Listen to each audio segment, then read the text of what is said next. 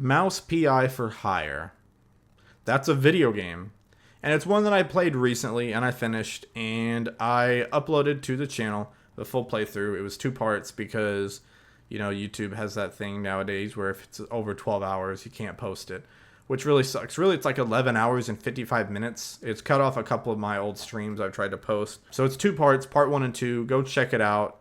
It only has a couple views because I haven't posted in a while and it's been a little bit, and I came back with a random playthrough of Mouse P.I for Hire.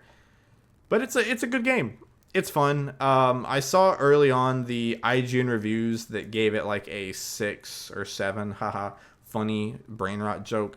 I think it was like a 6 somewhere in there, talking about how it missed the mark on a lot of areas. It wasn't that fun, and it tried to be charming, but it wasn't quite there. Agree and disagree on some things. And by agree, I'll just say the only thing I really agreed on was one of its complaints about the safes in the game, and how some of them are stupid easy. Some of them are a little slightly more difficult. Some of them mean something and like have cool extras, but some of them don't. Basically, I think that was a okay critique, but what I would rephrase it to say is that they have one of the different collectibles you can get. Obviously, money is the currency. You need coins, you need dollars for to buy like guns and ammo. There's different collectibles you can get, like newspapers, comic strip clippings, and even these baseball cards you can use for a mini game. And so there's different things you can buy with money, and those you can also collect those things without having money. They can be randomly found in like little corners or secrets. They can be found in safes, like I talked about, where you use your tail and it's kind of like a little maze where you have to poke it through, and you have to hit all the knobs out of the way in the safe, and you have to avoid spikes. And sometimes you have a certain amount of moves or a certain time limit that you can hit those or unlock those safes in. If you use too many moves and you don't have enough to make it to the end, or you hit a spike, or you just, I guess if you run out of time on some of them, there's like 3 or 4 that are timed, and you can run out of time. I remember I failed 2 of them in there. The second one, I think it was like the second safe I opened, and the first one that was timed, and I didn't realize what I was doing. I didn't even see the timer in the corner. I was like, whoa, what? Trying to figure it out. And I failed it, so I don't know what was in the safe. And the other thing is, the other one I failed was near the very end. It was one of the last safes in the game. I failed on accident because I was just trying to do it real quick, and I made a wrong move. And you can press Y to, or whatever your top button is, you can press Y to undo and like go back a move, like Control Z basically. And what I did was I fat fingered it. I had my thumb on B, and I went to press Y and accidentally pressed in B, which was the back. And if you back out of the safe, you cannot go back in. You don't get to like pause it and continue where your time's left off or pick up where you left off. You just quit out of the safe and you don't get to open it. And that goes into my next complaint, is that, finishing what I had to say about the safe, I don't know what was in it. Most of the safes just have money, and money is a ridiculous thing in the game because it gives you so much, and you don't really need all of it unless you're trying to collect everything in the game. If you want all the ammo, if you want all the guns, which you don't have to buy the guns with money, but you can buy ammo for it. If you want to buy all the newspapers, if you want all the comic strips and all the baseball cards, you got to collect a lot of money. Problem is, they're just not that exciting. The newspaper articles are fun to read sometimes. The comic strips are okay, but a lot of them are out of place, so it's hard to read the story unless you get all of them. And you don't get all of them until like the very end of the game. The baseball cards are cool. I see a lot of people really enjoying the baseball minigame. I didn't get it. I tried to play it at the very beginning, I guess maybe when I didn't have very many cards unlocked, so I kept losing. And it's one of those, like, you're a batter, and then there's the pitcher, and if you put down a card and it's a higher number than the others, you get a base hit. If theirs is higher, they strike you out, or the fielder gets you out, or whatever.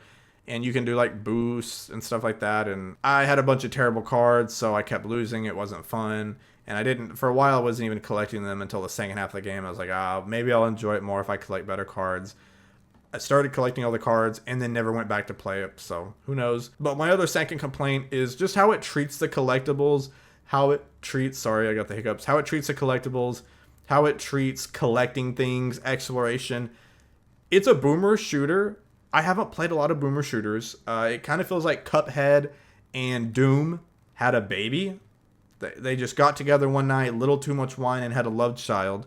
And artistically, from a visual standpoint, it looks really good. The voice acting is pretty good. Outside of there's one or two characters that it sounds like they recorded their lines in a closet. Like there's a little bit of like background noise or echo, or a little bit of reverb, and it's not consistent with all the other characters having the same, like maybe it's an effect, but not all the characters have it. You know, I know it's like supposed to be old and noir themed, and also because there's no real color in 99% of the areas. Things are hard to see. Sometimes they don't pop out. But yet, if you just walk around a corner, and they tell you, you found a secret location unlocked. You found a secret because you walked around a corner. And what does it give you for finding the secret? 50 cents. And again, 50 cents in the game is, I guess, a decent find because you're never going to find a whole dollar at a time. You're finding like coins a bunch. This was back before the economy boom and before the, inflation, where you're finding hundreds. You're not finding those Benjamin Franklins. You're finding coins. And so 50 cents might be a lot at one point. But you're finding little things like that. Very rarely when you find a secret does it feel like you actually found something cool. There's a couple areas where you might have to like go out of your way. You might have to look up or go around and find a little vent and crawl through there or something of the sort.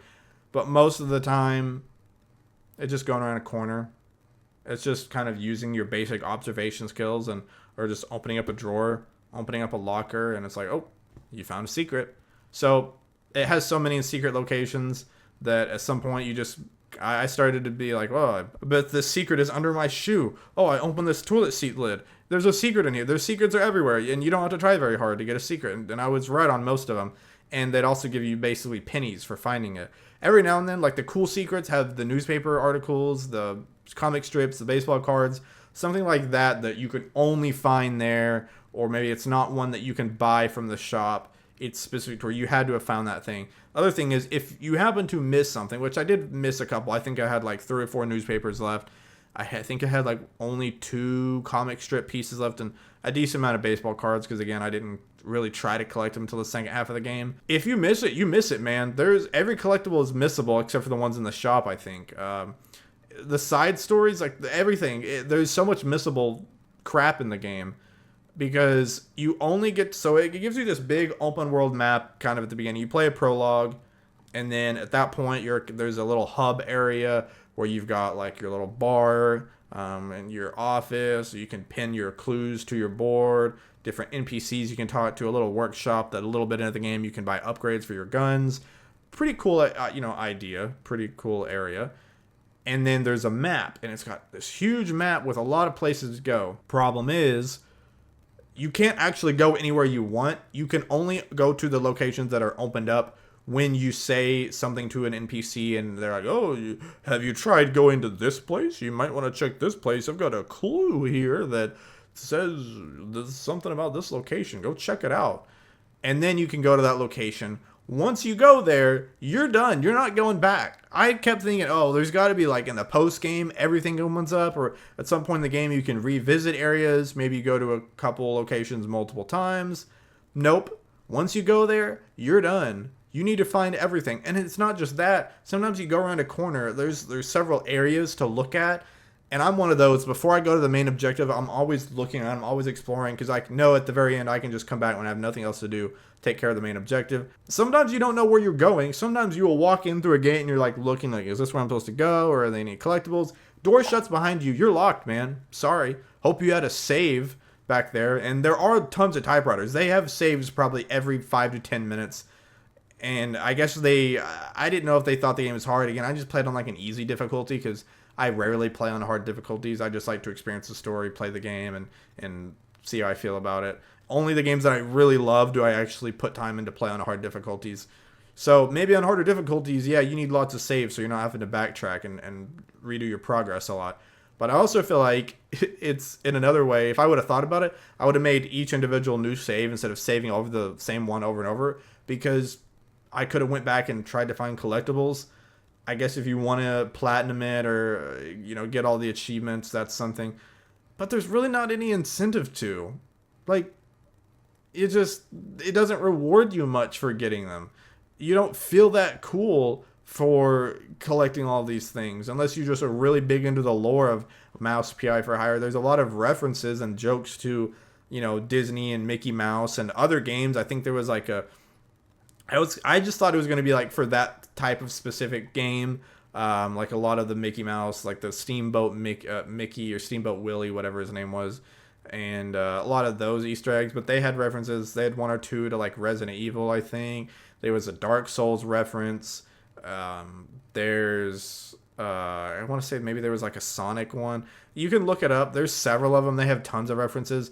I think one guy even said that I saw in a YouTube short, they had a reference to like one of the baseball cards was referenced to like a real life baseball player. And they have lots of references, which is cool, but some of them feel like they're kind of forced in. Some of them feel like they're a little too on the nose, or just like, eh. Some of them are in the background, so they're not as bad. And some of them are pretty reasonable and make sense. And I'm trying to think of any other. Oh, the only other negative, I want to get that out of the way first so I can end on the positives. The only other, well, I guess two other negatives. Sorry, I keep coming up with new ones. The guns were neat, but I think there's like probably 9 or 10 of them, and most of them are pretty pointless. The only ones I used a lot was the James gun, which, fun fact, like it took me 80% of the way through the game. I just thought they were like, oh, it's just a copyright safe version of the Tommy gun, which I didn't know the Tommy gun was copyrighted. I just was like, oh, maybe they just wanted to call it something different, so they call it the James gun instead of the Tommy gun.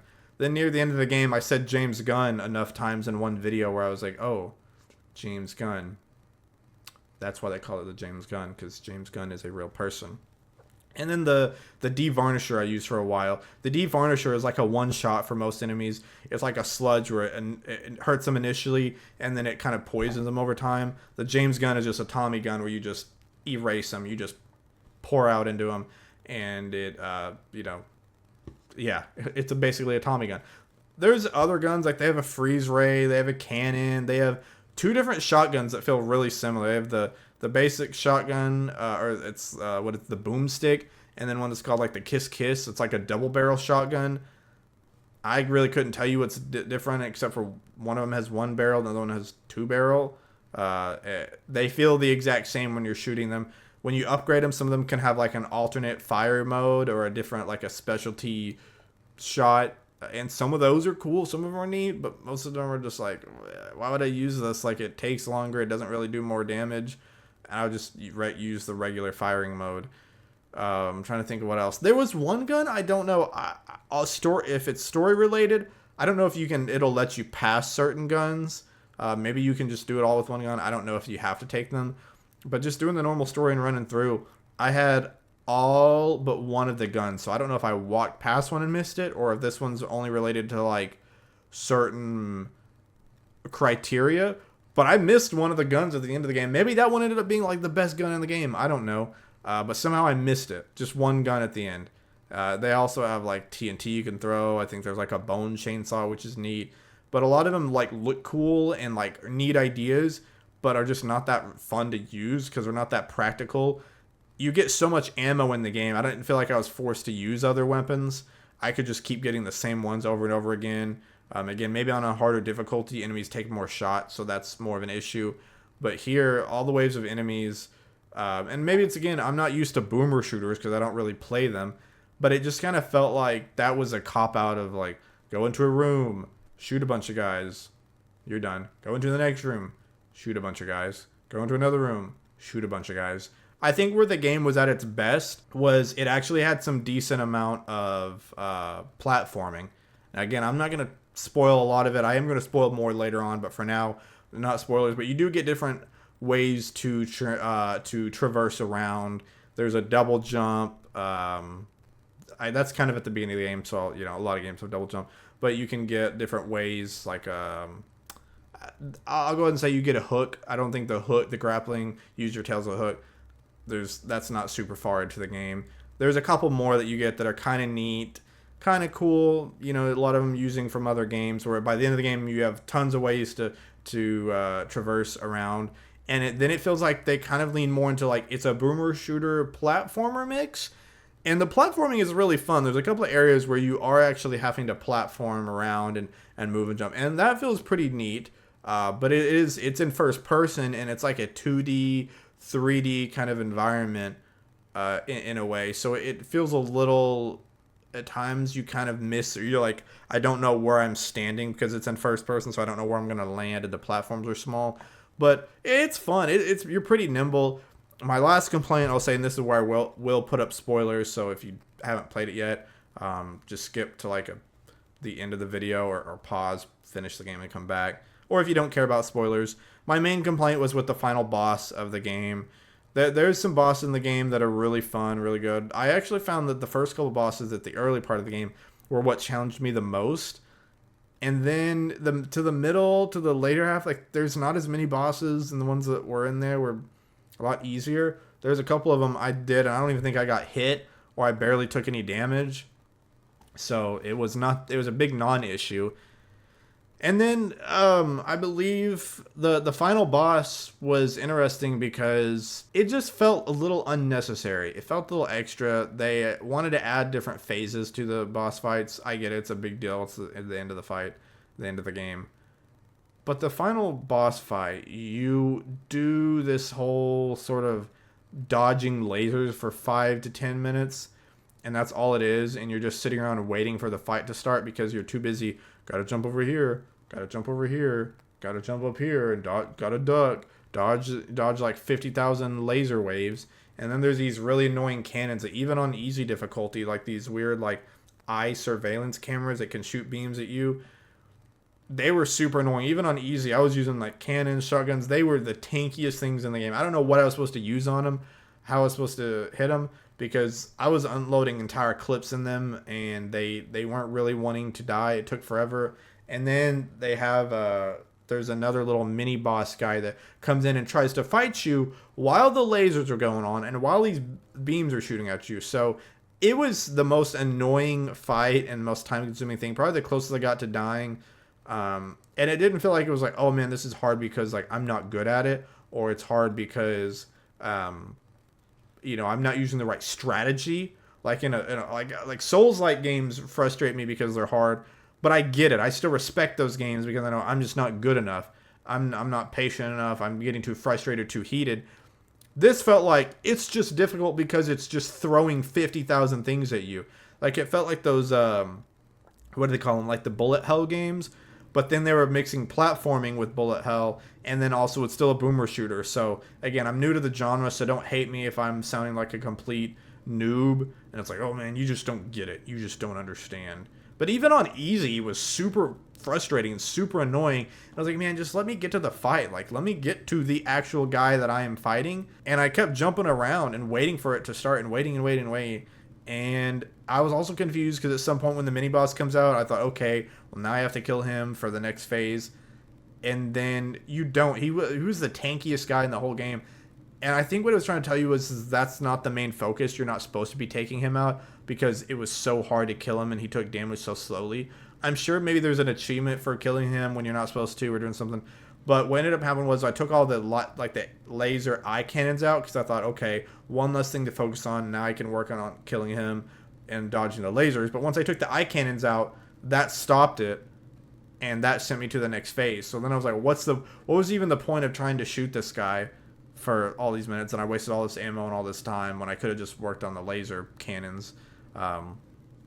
And then you finally get to the phase where you can damage this guy a little bit easier and run around, and he really wasn't that bad. He was super easy. And then you get to the final fight, the final boss fight at the end, and it's a joke because it goes by so quickly. He barely does anything to me. It was incredibly easy. I kill him. And then at the end, like I said, there's no post game. So if you want to go back and get collectibles, this game does something that I find very frustrating. And a lot of older games did it, and I got it because it was older and people didn't know about it, or maybe there was technical difficulties. But now we live in a day and age where this is completely preventable, so it's unexcusable to me, or inexcusable, is in a game where your final save, it like will auto save or only load your save up until like the final boss fight, and there's no way to go back and traverse the world or get collectibles you missed. But in this instance, you can't even redo the boss fight. It just loads you in after you finish the fight. You load in and you finish like 5 seconds of dialogue, and then it's the credits. So there's really no going back, and you have to do everything in one run. You cannot miss anything. You cannot mess up on a save. You cannot, and the saves aren't even hard. They're just annoying. They're just tedious, time consuming, and you can't miss any in the level collectibles. You have to get as much money as possible because you have to be able to buy everything. So I guess you could combine, depending on the achievements, you might be able to combine, like, let's say you used all your money for the newspapers, one save file, then the next save file using for baseball cards. Maybe you can do that. The game's not incredibly long. I think my playthrough was about 13 hours. But I also goofed around a little bit. I messed up a couple times. And I spent some time just, like, again, goofing off. So I think you could probably beat it in 11 to 12 hours. Probably 10 to 12 is the range for most people. Unless you're flying through, maybe a little bit longer for completionists. It's a pretty good game. Now that I've got my complaints out of the way, I thought it was really solid. It was a lot of fun. Like I said, art style was very charming. The music was fun. A couple of the songs are a little repetitive. The main theme was stuck in my head for a while, like on the title screen. I thought that was charming. Very good, like kind of noir detective theme. I really love the effort and the energy that I believe was from Fumi Games. They put a lot of effort into it. It was really solid. I'd like to see more games from them. My biggest thing that I liked about it was that it was only $30. I think that was huge. I don't really play a lot of indie games. I'm not typically someone that likes to get out there and try new stuff. I've been working on that over the years, trying new series like I've talked about, Pokemon, Yakuza. I tried to play a little bit of Dark Souls games. I tried to learn, Silent Hill. Tried to play even a couple indie games over the course of the last couple of years. But I thought, you know what? Okay, I've heard some decent things. And I thought $30 for a brand new game. I saw some people talking about the reviews, like Moist Critical talking about how it didn't deserve the low rating it got. And I was like, okay, all right, I'll give it a shot. For $30, I had some Steam money left over. I was like, I'll do it. I'll try it. What's the harm? If for some reason I really hated it, I would have just asked for a refund. And I ended up really enjoying it. And, there goes a jet. It would not be my last weekend at this house if it weren't for the jets flying over my place one more time. I say one more time, it probably won't be the last time. I didn't really mind the length. Shorter games are fine with me. I'm never one to complain about it. I would prefer shorter games over these huge, like, 50, 60 to near 100-hour adventures. Very rarely will I play a long game. I played Red Dead 2 is probably the longest, or like maybe Final Fantasy VII Rebirth are some of the longest games I've played, just like main story. I don't mind putting more over 100 hours if it's replayable on multiple playthroughs, or for side story stuff. Like I think I put like 95 hours into Yakuza 0 Director's Cut when it came out. So I've spent a lot of time in some games, but if it takes that long to do main story, that's a commitment. And so that's what drew me to Mouse P.I. for Hire, was that it was trending and it was getting popular. It was only $30. I think more games and people should do that. I think that's really great value for the price. Even if it wasn't a 10 out of 10 for $30, like I would probably give it like a it's an above average game. It's not a fantastic, amazing game, but it was really good. And the biggest thing was the value for $30. Getting what I got out of it. So I give it like a 78 out of 100. And I'm sorry if that sounds low. I think a B, I guess. Well, if I give an 80, that'd be like a B. I think maybe we'll do it 80. That's like a B minus, I guess. I think that's fine. We'll do an 80. Because at 78, now I'm thinking about it, does feel a little bit low. I think for most way through the game, I was pretty high on it, and I would have given it like a B plus. But kind of towards the end, it did kind of feel there were some things that soured my opinion on it. Like I said, the final boss, not being able to go back and collect things, not even being able to get all the guns. So I think it dropped down a little bit for me, and I was hoping there was something a little more redeeming to it. I don't really see it being something I go back and replay a bunch. It's not a big time commitment, so I guess I could, but I'm not really into boomer shooters. It was mainly the art style that drew me in for that, and how unique it looked, and just some of the hype it had been getting. So who knows? Next up, I'll probably be doing a review on I played Pragmat. I didn't play it for the channel. It was a shame because I really enjoyed it. But I might do a review on Pragmata here in a couple days. Maybe at some point I'll play it for the channel again because it's a short game made by the Resident Evil team at Capcom. It was really solid. I don't want to spoil everything from the review.